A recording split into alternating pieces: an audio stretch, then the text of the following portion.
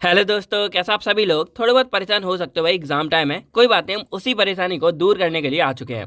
तो मेरा नाम है आकाश कुमार और स्वागत करता हूं मैं आप सभी के अपने चैनल केयरवेल फार्मा में। तो आज की इस वीडियो में हम लोग बात करने वाले अपने सब्जेक्ट फार्मास्यूटिकल इंजीनियरिंग के द मोस्ट इंपॉर्टेंट क्वेश्चंस के बारे में। तो अभी आपके जो है थर्ड सेमेस्टर के एग्जाम शुरू होने वाले हैं एक दो दिन में। तो ये वाले क्वेश्चन आपकी बहुत बहुत ज़्यादा हेल्प करने वाले हैं।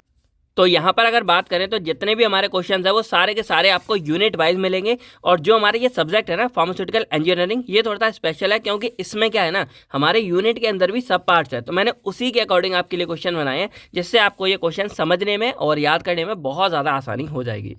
अब क्वेश्चनों से पहले हम बात कर ही लेते हैं आज कि आपको पीडीएफ कैसे मिलेगी, क्योंकि भाई ये कमेंट्स बहुत आते हैं और आपको पीडीएफ नॉर्मली चाहिए कैसे।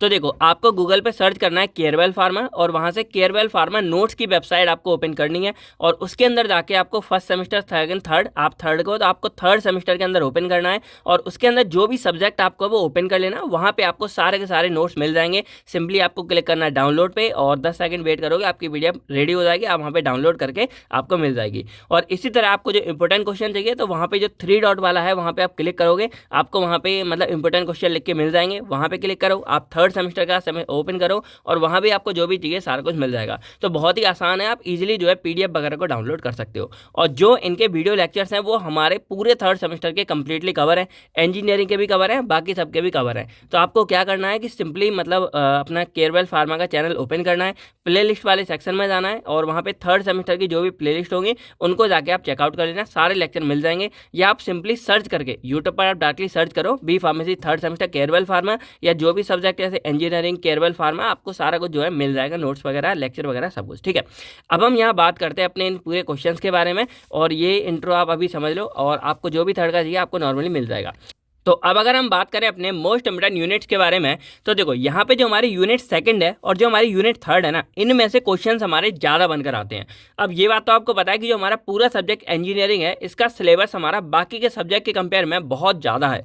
यानी कि यहाँ पे आपको सेपरेशन मिलेगा और सिलेबस भी आपको बहुत ज़्यादा मिल जाता है। और इसी वजह से जो इंपॉर्टेंट क्वेश्चन है उसमें क्या हो जाता है कि सफल बहुत होते हैं, यानी कि क्वेश्चन कई बार ये आ गया फिर ये आ गया, तो इसीलिए इसके इंपॉर्टेंट क्वेश्चन भी थोड़े से ज़्यादा बन जाते हैं हमारे बाकी सब्जेक्ट के मुकाबले में। तो इसमें थोड़ा सा आप मैनेज कर लो और जो जो मैं आपको सारी बातें बताता जाऊँ वो आपको इस वीडियो में ध्यान रखनी है। तो यहाँ पे सबसे इंपॉर्टेंट यूनिट हमारी सेकंड वाली है कि इसमें से क्वेश्चन हमारे ज़्यादा बनते हैं और इंपॉर्टेंट भी है। फिर हमारी थर्ड यूनिट में से भी काफ़ी ज़्यादा क्वेश्चन बन जाते हैं। फिर जो हमारी फोर्थ यूनिट है वो भी हमारे इन्हीं के इक्विवेलेंट आती है और उसमें से भी क्वेश्चन हमारे बनकर आते हैं। अब इसके बाद बात करें तो जो हमारी फर्स्ट यूनिट है ना, इसमें से हमारे कुछ क्वेश्चन हैं दो चार जो इंपॉर्टेंट है, दो तीन क्वेश्चन, उनको आप अच्छे से कर लोगे, आपका काम हो जाएगा। और जो यूनिट फिफ्थ है इसमें सिर्फ 2 क्वेश्चन हमारे ऐसे हैं जिनको आप अच्छे से करके जाओगे और आपकी यूनिट कवर हो जाएगी। एक और बात, कई बार ऐसा होता है कि एग्जामिनर क्या करते हैं ना कि क्वेश्चन आगे की जगह मतलब पीछे से बनाना शुरू कर देते हैं। और उस केस में जो आपकी यूनिट फिफ्थ है वो आपकी फर्स्ट सेकंड या फर्स्ट की जगह काफ़ी ज़्यादा इंपॉर्टेंट हो जाती है, क्योंकि फिर ज़्यादा क्वेश्चन हमारी यूनिट फिफ्थ से आ जाते हैं। तो ये हमेशा याद रखना कि सिर्फ इस सब्जेक्ट में नहीं, बाकी किसी भी सब्जेक्ट में आप यूनिट फिफ्थ को बिल्कुल भी मिसअंडरस्टैंड मत करना, उसको छोड़ के मत जाना, उसको अच्छे से जो है कवर करके जाना। अब बात करें तो देखो यहाँ पे आपको 3 वीडियो मैं रिकमेंड करूंगा जो आपको देखनी है एग्जाम से पहले। पहली हमारी है how to pass in pharmacy और इसके लिए मैंने मतलब वीडियो बना रखी है। फिर हमारी आती है how to write exam sheet, यानी कि आंसर राइटिंग सीट आप कैसे करोगे सेमेस्टर एग्जाम जब आप देते हो, एग्जाम में कैसे आप अपनी सीट्स भरोगे, कितने पेज लगेंगे, क्या क्या आपके क्वेश्चन रहते हैं ना, उन सब के लिए वीडियो हमारी अवेलेबल है, वो जाके चेकआउट कर लो। और लास्ट में हम यहाँ बात करते हैं 2 मार्क्स के इंपॉर्टेंट क्वेश्चन, या उसको हम रिवीजन भी बोल सकते हैं, एक तरह से निचोड़ वाली वीडियो, तो वो भी आप चेकआउट कर लेना जिससे आपको बहुत ज़्यादा हेल्प मिलेगी। अब बात करें अगर हम अपनी यूनिट 1 के बारे में, तो इसमें जो हमारा फ्लो ऑफ फ्लूइड्स है ना, इसके अंदर मेनली हमारा बदल बदल के क्वेश्चन आते हैं और इसमें सबसे इंपॉर्टेंट हमारा आता है रेनॉल्ड्स नंबर के बारे में। तो इसके ऊपर पूरा ही डिटेल्स में आप लोग अच्छे से पढ़ लेना और इसमें कुछ फ्लो पैटर्न वगैरह आते हैं उनको आप चेकआउट कर लेना, ये हमारा लॉन्ग में भी आ जाता है। फिर हमारे मोनोमीटर्स के ऊपर भी क्वेश्चन बन के आ जाता है, तो इसके प्रिंसिपल वर्किंग आप देख लेना, कम आता है लेकिन आता है। उसके बाद बर्नौली थ्योरम हमारा एक इंपॉर्टेंट क्वेश्चन है, इसको अच्छे से देख लेना। और साथ में हमारे यहाँ पे ऑरिफिस मीटर या वेंचुरी मीटर, सबसे ज़्यादा हमारा ऑरिफिस मीटर ही आता है और इसके अंदर जो वेलोसिटी वगैरह पता लगाते हैं वो सारे क्वेश्चन हमारे आते हैं। अब बात करें अगर अपने नेक्स्ट क्वेश्चन साइज रिडक्शन और साइज सेपरेशन के बारे में, तो ये जो पूरा सेकंड और थर्ड हमारा चैप्टर हो गया यूनिट 1 का, तो इसमें कंबाइंड हम यहाँ पे देख लेते हैं। तो देखो यहाँ पे हमारे टोटल 4-5 ऐसे रहेंगे जिसके बारे में आपको अच्छे से पढ़ना है, और इसमें सबसे ज़्यादा इंपॉर्टेंट हमारा होती है वॉल मिल। ठीक है, तो वॉल मिल के बारे में हमारा बहुत बार क्वेश्चन आता है, और वॉल मिल का एक प्रिंसिपल होता है हमारा इम्पैक्ट और एट्रीशन, यानी कि इसमें बॉल वगैरह लग के साइज को मतलब रिड्यूस करती है। तो कई बार क्वेश्चन ऐसे बन के आता है कि write a note on that equipment which principle is impact and attrition, यानी कि जिसका प्रिंसिपल हमारा इम्पैक्ट और एट्रीशन पे बेस्ड होता है, उसके बारे में आपको यहाँ पे लिखना पड़ेगा। बाकी इसके अलावा हमारा फ्लूइड एनर्जी मिल, तो ये वाला भी एक क्वेश्चन इंपॉर्टेंट हो जाता है जो कई बार हमें देखने को मिल जाता है। अब इसके अलावा कई बार हैमर मिल या शीप शेकर, साइक्लोन सेपरेटर या बैक फिल्टर, ये सब देखने को मिलते हैं। मेनली हमारे बॉल मिल और फ्लूइड एनर्जी मिल बहुत इंपॉर्टेंट है, 10-10 नंबर में आए हुए हैं, इनको आप अच्छे से कर लेना। अब इसके बाद बात करें तो यहाँ पे साइज रिडक्शन और साइज सेपरेशन दोनों के लिए ही ये क्वेश्चन मोस्ट कॉमन और बहुत बार आया हुआ है। Describe the mechanism and application of size reduction या साइज सेपरेशन। कई बार दोनों कंबाइंड होकर आ जाएगा या कई बार दोनों के लिए अलग अलग आएगा, तो आपको ये अच्छे से जो है करके जाना है। तो यही हमारे कुछ 3-4 क्वेश्चन यहाँ बन के आते हैं। ये दोनों हो गया, ये हो गया, और एक और बात यहाँ पे जो आपको ऐसे दिख रहे होंगे, यानी कि एकदम लाल रंग से घेर रखे हैं, ये क्वेश्चन आपके लिए बहुत ज़्यादा इंपॉर्टेंट है। और जो मैंने ऐसे छोड़ रखे हैं उसको मतलब आपको छोड़ के नहीं आना है, आपको अच्छे से पढ़ाई करनी है उनकी। लेकिन अगर टाइम कम है, जैसे मान लो कल ही पेपर है या अभी 2-4 घंटे हैं, तो आप इनको बहुत अच्छे से रिवाइज करके जाना। अब सेकेंड यूनिट के बारे में अगर बात करें तो यहाँ पे हमारे 3 चैप्टर आते हैं, हीट ट्रांसफर, एवापोरेशन एंड यहाँ पे लास्ट आता है डिस्टिलेशन। तो इनके अंदर अगर देखा जाए तो हीट ट्रांसफर के अंदर मेनली सबसे ज़्यादा मोस्ट इंपोर्टेंट क्वेश्चन है फूरियर्स लॉ, तो इसको बहुत अच्छे से कर लेना, बहुत ज़्यादा इंपोर्टेंट क्वेश्चन है फूरियर्स लॉ।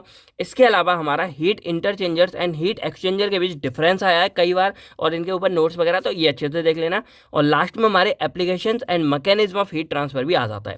एक और बात, कई बार ऐसा होता है ना कि ये मिक्स आ जाता है, जैसे मान लो यहाँ आ गया write and note on heat interchanger exchanger and write its application, यानी कि हीट ट्रांसफर की एप्लीकेशन लिखो। तो ऐसे मिलकर भी क्वेश्चन आ जाते हैं, तो कंफ्यूज मत होना, मेन आपके लिए कंटेंट है उसको आप देखो, और ये हमारे 7, 5 और 10 हर किसी नंबर में क्वेश्चन आ जाते हैं।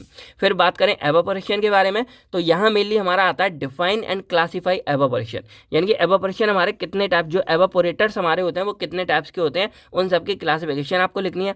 फिर ये हमारा कम ही आता है वैसे कि फैक्टर इन्फ्लुएंसिंग एवापोरेशन क्या होता है, एप्लीकेशन वगैरह, लेकिन ये जो क्वेश्चन हमारा है जिसमें मल्टीपल इफेक्ट एवापोरेट हमारा जो है ना, वो बहुत इंपॉर्टेंट है, वो बहुत बार एग्जाम में आया हुआ है। और इसमें एक और टॉपिक इसी के आगे है कि what do you mean by economy of multiple effect evaporator, ये यही है हमारा। तो इसकी इकोनॉमी के ऊपर भी क्वेश्चन आ जाता है, तो ये पूरा मैंने ऑलरेडी सारा कुछ कराया हुआ है, तो आपको ये अच्छे से करके जाना है। अब कई केस में क्या होता है कि अलग ये नहीं आता है, तो हमारी जो हॉरिजॉन्टल ट्यूब एवापोरेटर है वो कई केस में आ जाता है। वैसे तो हमारा मल्टीपल वाला ही इंपॉर्टेंट है, इसी को आपको अच्छे से करके जाना है।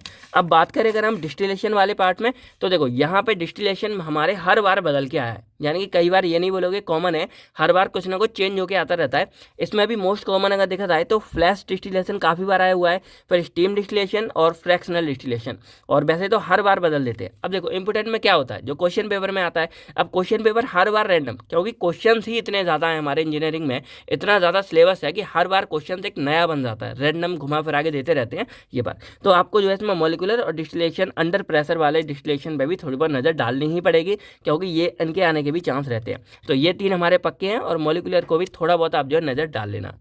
अब बात करें हम अपनी यूनिट 3 के बारे में, तो यहाँ मेनली हमारा आता है डिफाइन एंड क्लासिफाई ड्राइंग, तो ड्राइंग के ऊपर पूरी बात करो। इसके अलावा हमारा theories and mechanism of drawing, यानी कि ड्राइंग का पूरा मैकेनिज्म क्या है, कैसे सूखता है, थ्योरीज क्या है इसमें, जो मैंने बहुत ही अच्छे से आपको पॉइंट टू पॉइंट समझाया हुआ है, तो ये देख के आना है। इसके अलावा अगर इसकी जगह मतलब इसी से रिलेटेड हमारा क्वेश्चन आता है रेट ऑफ ड्राइंग कर्व के बारे में लिखो, तो ये इसके मैकेनिज्म के अंदर हमारा इन्वॉल्व हो जाता है कि इसका ड्राइंग कर्व कैसे कैसे सूखता है, 4 तरह का हमारे कर्व यहाँ पे बनेगा, वो चीज़ आपको यहाँ देखना है, और बहुत इंपॉर्टेंट है। इसमें डायग्राम वगैरह आता है, वो भी आप बना के आ जाना। फिर यहाँ बात करें तो इसमें 3 हमारे आते हैं, और सबसे इंपॉर्टेंट हमारा इसमें होता है फ्लूइडाइड वेट ड्रायर, फिर हमारा फ्रीज ड्रायर और ये और स्प्रे ड्रायर। तो ये तीनों ही हमारे 10-10 नंबर में अलग से आए हुए हैं, तो आप समझ सकते हो कितने इंपॉर्टेंट है। और इसके बारे में क्या पढ़ना है, construction principle, working, uses, demerits, merits, यानी कि एडवांटेज, सारा कुछ पढ़ना है। और एक आध केस में हमारा ट्रे ड्रायर भी देखा गया है, तो ये हमारे कुछ क्वेश्चन है। अब बात करें हम अगर मिक्सिंग के ऊपर, तो मिक्सिंग में हमारे यहाँ पे theories and application of factor affecting जो हमारे मिक्सिंग होता है ये आता है, लेकिन ये इतना ज़्यादा नहीं आता। मोस्टली हमारा इसमें जो इक्विपमेंट आता है ना वो हमारा आता है सिल्वर इमल्सीफायर, सिल्वर सन इमल्सीफायर। तो ये हमारा काफ़ी इंपॉर्टेंट है, बहुत बार आया हुआ है। और प्लेनेटरी मिक्सर भी हमारा काफ़ी बार आता है, जो प्लेनेट की तरह थोड़ा रोटेट करता है।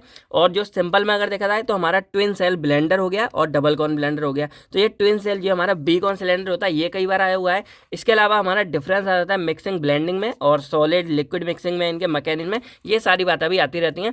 ये स्टार्टिंग में बहुत आते थे, अभी आजकल जो है ये वाले क्वेश्चन ज़्यादा चल रहे हैं, तो आप इस पर जो है नज़र डाल लेना और इसको भी जो है देख के आना, ठीक है। अब हम बात करें अगर अपनी यूनिट 4 के बारे में, तो 4th यूनिट में हमारी फिल्ट्रेशन और सेंट्रीफिकेशन दो टॉपिक आते हैं। फिल्ट्रेशन के अंदर हमारा मेनली आता है थ्योरीज ऑफ फिल्ट्रेशन, और ये बहुत इंपॉर्टेंट क्वेश्चन है, यानी कि थ्योरीज वाला पार्ट बहुत बार आया हुआ है। और इसी के साथ हमारा क्वेश्चन बदल के आता रहता है, तो बन के आ जाता है जैसे फैक्टर अफेक्टिंग फिल्ट्रेशन, या इसके ऑब्जेक्टिव्स आ गए, या कई केस में थ्योरीज के बाद हमारा डायरेक्टली जो है इक्विपमेंट के बारे में पूछ लेते हैं। तो जो हमारा ये फिल्टर है, फिल्ट्रेशन है, इसमें मोस्ट कॉमन हमारा होता है प्लेट एंड फ्रेम फिल्टर, और ये बहुत इंपॉर्टेंट है। इसको मैंने अच्छे से कराया भी है, इसका डायग्राम वगैरह सारा कुछ आपको बना के आना पड़ेगा। अब इसके अलावा कई केस में फिल्टर लीफ हो गया या रोटरी ड्रम फिल्टर हो गया, ये आ सकते हैं। मोस्टली हमारा यही है, प्लेट एंड फ्रेम फिल्टर, यही हमेशा मतलब देखने को मिलता है। फिर बात करें अगर हम सेंट्रीफ्यूगेशन के बारे में, तो इसका तो मोस्ट कॉमन क्वेश्चन यही है कि explain the theory and application of centrifugation, यानी कि क्या होता है, इसकी थ्योरीज आपको लिख के आनी है। और उसके बाद हमारे यहाँ पे perforated basket centrifugation, non perforated basket centrifugation, ये दोनों मोस्टली आते रहते हैं हमारे। और सुपर सेंट्रीफ्यूग वाला भी एक आध केस में देखने को मिल जाता है। अब अगर हम बात करें यूनिट 5 के बारे में, तो इसमें मोस्ट इंपोर्टेंट हमारे ये दो क्वेश्चन आते हैं। और इसके अलावा कई बार ये बन के आ जाता है। तो इसमें क्या होता है कि हमारे जो यूनिट है उसका नाम है material of pharmaceutical plant concentration. तो इसके जो मटेरियल हमारे होते हैं, जैसे स्टेनलेस स्टील हो गया, ग्लास हो गया, रबर हो गए, तो इनके बारे में क्वेश्चन आ जाता है। और मोस्टली हमारा स्टील के ऊपर ही क्वेश्चन देखने को मिल जाता है। इसके बाद यहाँ पे दो मोस्ट कॉमन इंपॉर्टेंट क्वेश्चन के बारे में बात करें, तो यहाँ आता है describe the various factor affecting selection of material of construction, यानी कि कंस्ट्रक्शन के लिए जो हम मतलब अपने मटेरियल को सिलेक्ट करते हैं, कौन कौन से फैक्टर उनको अफेक्ट करते हैं, इसके ऊपर क्वेश्चन बहुत बहुत इंपॉर्टेंट है। इसके बाद हमारे यहाँ पे कोरोजन के ऊपर क्वेश्चन आता है। तो कोरोजन क्या है, कोरोजन की थ्योरीज क्या है, कोरोजन के टाइप्स क्या है, और इसको कैसे प्रिवेंट कर सकते हैं, ये तीनों ही हमारे आते रहते हैं, बहुत बार आए हुए हैं। तो ये थे हमारे सारे क्वेश्चन। आई होप आपको बहुत अच्छे से सारा कुछ समझ आ गया होगा। तो अब आपको जो है डेफिनेशन कमेंट सेक्शन में फार्मास्यूटिकल इंजीनियरिंग को डिफाइन करना है, देखते भाई कितने लोगों को आता है। बाकी आपको क्वेश्चन कैसे लगे, क्या लगी वीडियो, कमेंट करके जरूर बताओ। बाकी इस वीडियो को लाइक करो, 1000 लाइक का एम रखते हैं, और बहुत जल्दी हम आपको नेक्स्ट प्रोवाइड करेंगे। और जो भी आपके लिए जरूरी लिंक्स है वो सारी की सारी आपको डिस्क्रिप्शन बॉक्स में मिल जाएगी। बाकी आप सर्च करके भी सारा कुछ चेकआउट कर सकते हो। तो मिलते हैं हम आपसे बहुत नेक्स्ट वीडियो में। तब तक friends, thank you, take care, अपना अपनी फैमिली का ख्याल रखिएगा। बाय बाय दोस्तों, जय हिंद दोस्तों।